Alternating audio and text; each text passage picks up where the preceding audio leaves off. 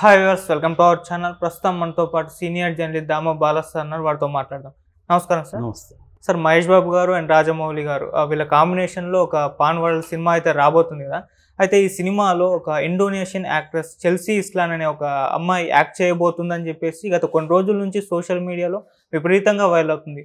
So అప్పటి నుంచి మహేష్ బాబు గారి ఫ్యాన్స్, సినీ లవర్స్ అందరూ కూడా ఈ అమ్మాయి ఎవరు, ఈమె చేసిన సినిమాలు ఏంటి, మీ బ్యాక్గ్రౌండ్ ఏంటి అని చెప్పి సెర్చ్ చేయడం మొదలు పెట్టేశారు. మరి ఏంటి సార్ ఆమె గురించి మీ డీటెయిల్స్ ఏంటి సార్? ఇదైతే కన్ఫర్మ్ అయినట్టే ఉంది, ఎందుకంటే ఇంగ్లీష్ డైలీస్ కూడా ఈ న్యూస్ని రాశాయి. మామూలుగా మన రాజమౌళి ఎప్పుడైనా కూడా తన సినిమా తీయకముందే దాన్ని ఒక హైప్ క్రియేట్ చేస్తూ ఉంటాడు ముందు నుంచి కూడా. అది ఆయన మార్కెటింగ్ టెక్నిక్. ఆ టెక్నిక్తోనే ఆస్కార్ వరకు కూడా వెళ్ళగలిగాడు.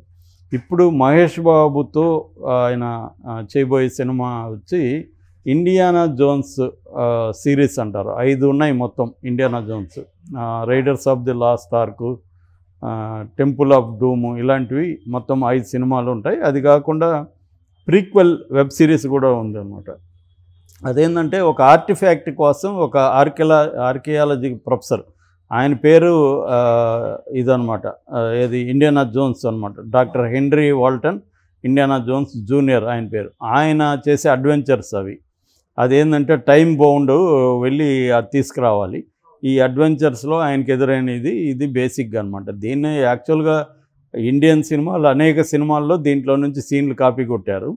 అయితే దీన్ని ఇప్పుడు ఒక అడ్వెంచరస్ సినిమాగా 3 దేశాల్లో షూట్, మెయిన్గా ఆఫ్రికాలో. ఇప్పటివరకు ఆఫ్రికాలో తీని ఎవరు కూడా యూజ్ చేయని లొకేషన్స్ని రాజమౌళి యూజ్ చేయబోతున్నాడు దీనికోసం. సో దీన్ని ఇంటర్నేషనల్ స్టాండర్డ్స్లో తీయాలనేది రాజమౌళికి ఉన్న ప్లాను. అందుకని 1000 కోట్ల బడ్జెట్ అనేది బిగినింగ్ అన్నారు, ఇప్పుడు 1500 కోట్లు అని చెప్తున్నారు. సో మేబీ ఇది ఏషియాలోనే రికార్డు కూడా అవ్వచ్చు ఈ బడ్జెట్. సో ఈ రకంగా ఒక హాలీవుడ్ కైండ్ ఆఫ్ సినిమా తీయబోతున్నారు. దీనికోసం ఒక ట్రూగా ఇంటర్నేషనల్ స్టాండర్డ్స్లో సినిమా ఉండాలంటే ఆర్టిస్టులు కూడా అలాగా ఉండాలి. ఆమె పదుకొని, దీపికా పదుకొని దీంట్లో ఆల్రెడీ ఉందని చెప్తున్నారు. ఎందుకంటే ఆమె ఆల్రెడీ హాలీవుడ్ సినిమాల్లో కూడా చేస్తుంది కాబట్టి ఆమె ఇంటర్నేషనల్ దీనికి సరిపోతుంది. దాంతోపాటు ఒక ఇండోనేషియన్ హీరోయిన్, ఆమె చెల్సియా ఇస్లాన్ ఆమె పేరు. ఆమె యాక్చువల్గా అమెరికన్ బోర్న్, న్యూయార్క్లో ఉంటుంది. బట్ ఆమె ఆరిజిన్ వచ్చి ఇండోనేషియా అనమాట. ఇండోనేషియా ఒక వెబ్ సిరీస్లో ఆమె పాపులర్ అయింది. దాని తర్వాత హాలీవుడ్లో కూడా డిబాలిక్ 98, తర్వాత Rudy Habibie, A Copy of Mind, తర్వాత May the Devil Take You అనే సినిమాలలో ఆమె చేసింది. ఆమెకి మంచి పేరు ఉంది, బాగా మనిషి కూడా చాలా హైట్ కానీ అందం కానీ మహేష్ బాబుకి ధీటుగా కనబడుతుంది. ఎవరో కామెంట్ కూడా పెట్టారు, వీళ్ళిద్దరూ ఒకే రకంగా ఉన్నారు, మహేష్ బాబే లేడీ గెటప్ వేస్తే సరిపోతుంది కదా, ఈమెకి ఎందుకు మళ్ళీ అని. ఆమెకి రెమ్యునరేషన్ 50 కోట్లు అంటున్నారు. అది కాకుండా ఆమె ఎక్స్ట్రా వ్యవహారం ఒక 10 కోట్ల పైన అవ్వచ్చు అని చెప్తున్నారు. ఆమె ట్రావెల్, ఆమెకి ఏంటంటే ఒక మొత్తం బ్యాచ్ దిగుతారు, ఫుడ్డు, న్యూట్రిషనిస్టు, డాక్టరు, వీళ్ళందరూ ఉంటారన్నమాట, పర్సనల్ టీము, వాళ్ళకి సపరేట్ ఫ్లైటు. సో ఇవన్నీ ఒక 10 కోట్ల పైన ఆమె ఖర్చు అయ్యే అవకాశం ఉందని చెప్తున్నారు. ఏదేమైనా ఒక 50-60 కోట్లు అయితే ఆమెకి ఖర్చు అవుతాయి. సో ఇలాగా ఇంత అవసరమా అనేది ఆల్రెడీ పుకార్లు వస్తున్నాయి. బట్ రాజమౌళికి ఏంటంటే, రాజమౌళికి గతంలో RRRతో ఆయనకి ఇంటర్నేషనల్గా ఒక సినిమాని ఎలా తీసుకెళ్ళాలి, ఇంటర్నేషనల్గా దీన్ని మార్కెట్ ఎలా చేయాలి, ఇవన్నీ కూడా ఆయనకి ఇప్పుడు ఎక్స్పీరియన్స్ వచ్చేసింది. రెండోది సంబంధాలు కూడా వచ్చాయి హాలీవుడ్తో కూడా. హాలీవుడ్ స్పిల్బర్గ్ దగ్గర నుంచి అందరూ కూడా, జేమ్స్ కామెరూన్ దగ్గర నుంచి అందరూ కూడా RRRని అప్రిషియేట్ చేశారు కాబట్టి వాళ్ళు కూడా ఇన్వాల్వ్ అవ్వడానికి రెడీగా ఉన్నారు. సో వాళ్ళు ప్రొడక్షన్లో కాకపోయినా మార్కెటింగ్లో రేపు వాళ్ళు ఇన్వాల్వ్ అయ్యే అవకాశం ఉంది. ఎందుకంటే ఆల్రెడీ జేమ్స్ కామెరూన్ ఇదే పని చేస్తున్నాడు. ఆయనకి నచ్చిన సినిమాలను ఆయన మార్కెటింగ్ చేస్తున్నాడు.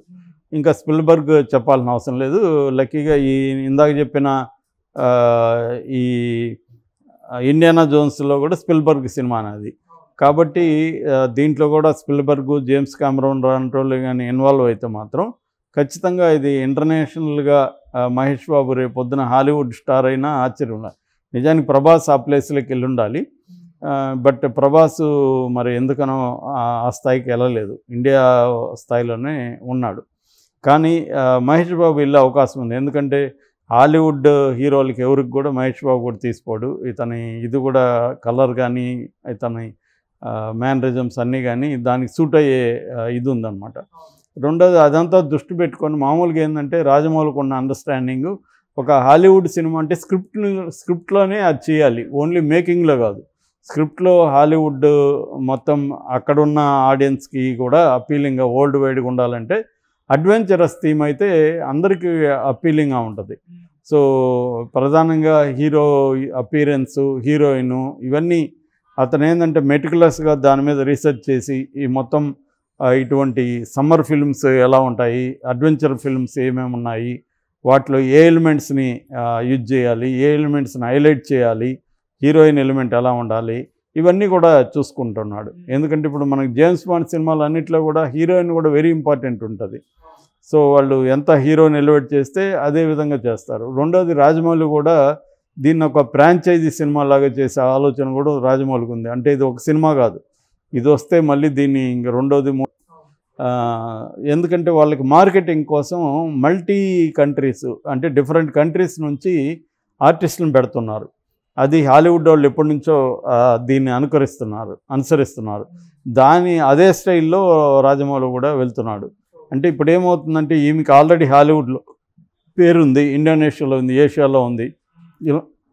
ఇలాంటి వాళ్ళని పెట్టడం, అట్లాగే దీపికా పదుకోన్ లాంటి పెట్టడం, ఆల్రెడీ ఆమె మనకి నార్త్లో బాగా హెల్ప్ అవుతుంది.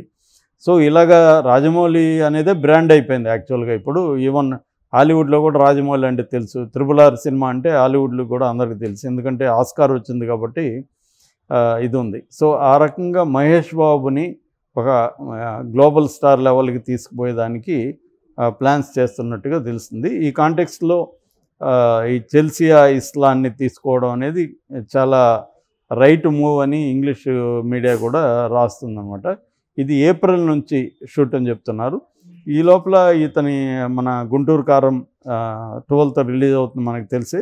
దాని నుంచి కొత్తగా వచ్చిన అప్డేట్ ఏంటంటే ఈరోజు ఇందాకనే తెలంగాణ గవర్నమెంటు స్పెషల్ షోలకి అప్రూవ్ చేసింది. 12th midnight 1 o'clock నుంచి షో పడుతుంది. దాదాపు 23 సెంట్రల్ స్క్రీన్లలో స్పెషల్ షోలు వేస్తున్నారు. దీనికి సింగిల్ స్క్రీన్లో 65 రూపాయల టికెట్, మల్టీప్లెక్స్లో 100 రూపాయలు ఎక్స్ట్రాగా పెట్టుకునే అవకాశం కూడా కల్పించినారని చెప్తా ఉన్నారు. సో 12 నుంచి 18 వరకు మార్నింగ్ కూడా 4 షోలు ఉంటాయన్నమాట. 4 గంటల నుంచి షోలు ఉంటాయి. సో